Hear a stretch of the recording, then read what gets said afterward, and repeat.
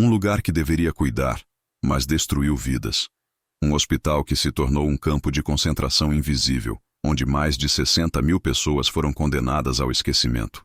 Um verdadeiro holocausto em solo brasileiro. Oi pessoal, bem-vindos ao canal da Família Viraco! Hoje o vídeo ele vai contar uma história pesada e bastante triste, mas muito necessária para que nós possamos entender e conhecer essa história que aconteceu no passado de uma das instituições psiquiátricas mais cruéis do Brasil. Estamos em Barbacena, Minas Gerais, no Hospital Colônia, que se tornou conhecido como o Holocausto Brasileiro. Vamos embora conhecer?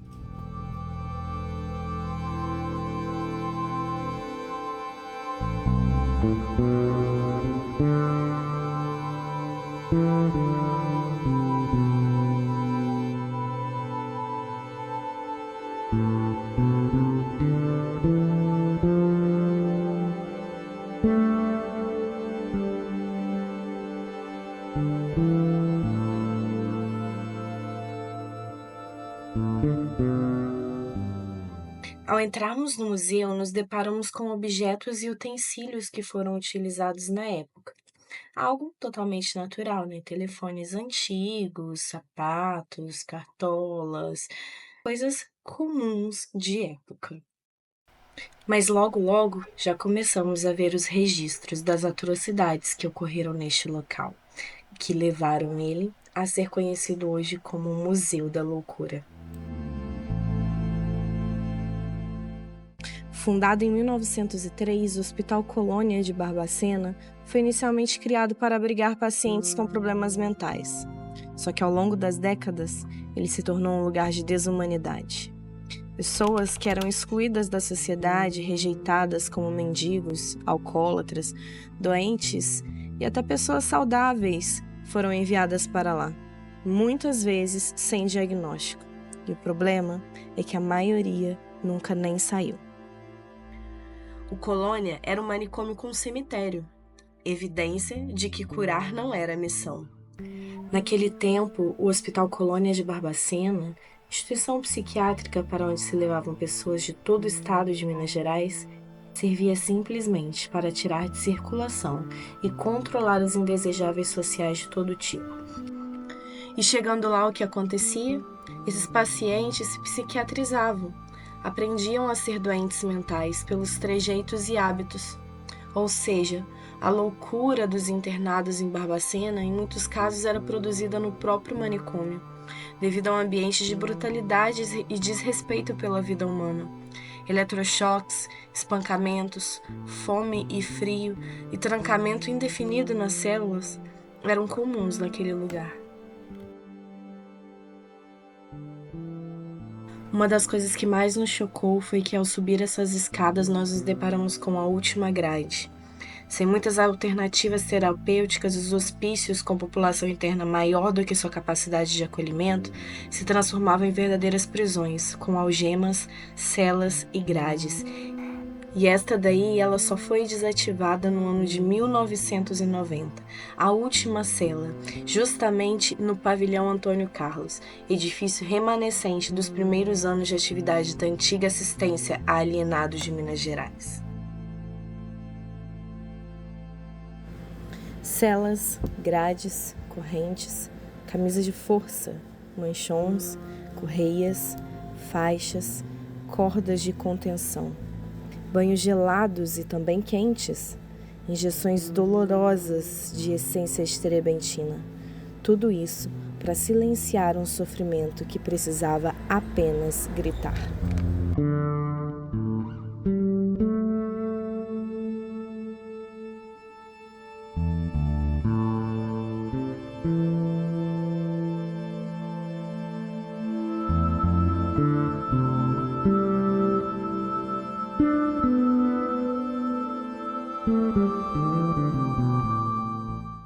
O que aconteceu aqui pode ser descrito como uma verdadeira tragédia. Pessoas eram tratadas como animais.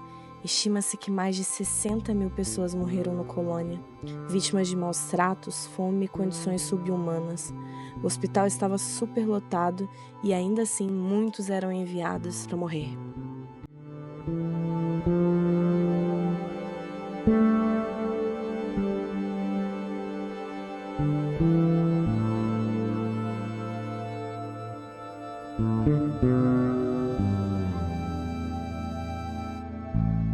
Quando faltou espaço para dormir, os burocratas adotaram uma solução batizada de leito único, que recomendaram estender os outros centros. Fora com as camas, eliminadas. Sem elas, cabiam mais pacientes. Os internos dormiam amontoados no chão para se aquecer nas noites frias. Alguns morriam até sufocados. Muitas vezes, os são acabavam enlouquecendo. E nem mesmo depois de mortos tiveram piedade deles. Os cadáveres de mais de 1.800 pacientes foram vendidos para universidades até os anos 70. O resto era relevado em um carrinho até o cemitério para ser jogado em valas comuns. O cemitério ainda está lá, fechado, mas uma placa promete um dia transformá-lo em um memorial que combinará rosas e loucura.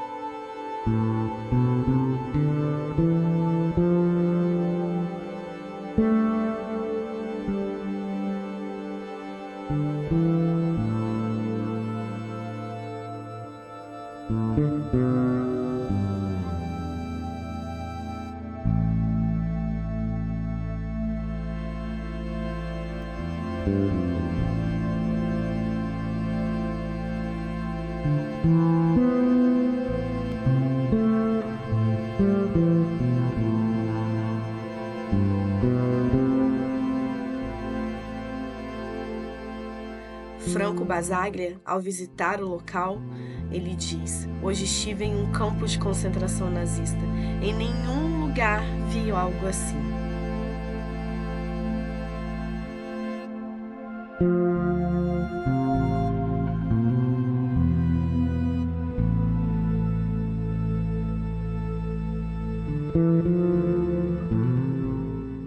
O que aconteceu aqui em Barbacena é algo que não podemos esquecer. Temos aqui exemplos de exclusão, preconceito, desumanização, e isso ficou marcado na história. E conhecendo tudo isso, nós devemos aprender para não cometermos os mesmos erros. Possamos aprender com essa história e construir um futuro melhor, onde a saúde mental possa ser tratada com dignidade e respeito. Discurso para todos os homens, exceto os loucos. Quando um homem teve consciência de que dominava a agricultura, ele condenou o infanticídio, exceto o assassinato de uma criança louca. Quando o homem teve consciência de que era capaz de civilizar-se, ele condenou o homicídio, exceto o assassinato de um adulto louco. Quando o homem teve consciência de que fazia parte do gênero humano, ele inventou a solidariedade, exceto para com o homem louco. Quando o homem propôs indulgência para quem beijasse uma ferida, ele inventou o hospital, exceto o asilo de loucos. Quando o homem levou milhares de anos para ter consciência de sua razão, ele ousou declarar universais os direitos de qualquer homem, exceto os dos loucos. Quando o homem teve consciência de que os agrupamentos humanos dispunham cada vez mais de conforto e lazer, maior foi a sua necessidade de se livrar da presença e até da lembrança dos loucos. Daí, a segregação dos loucos é intrínseca e não contraditória à modernização da sociedade. Obrigado por assistir. Se inscreva no canal Deixa o Like. e venha conhecer o museu. tchau.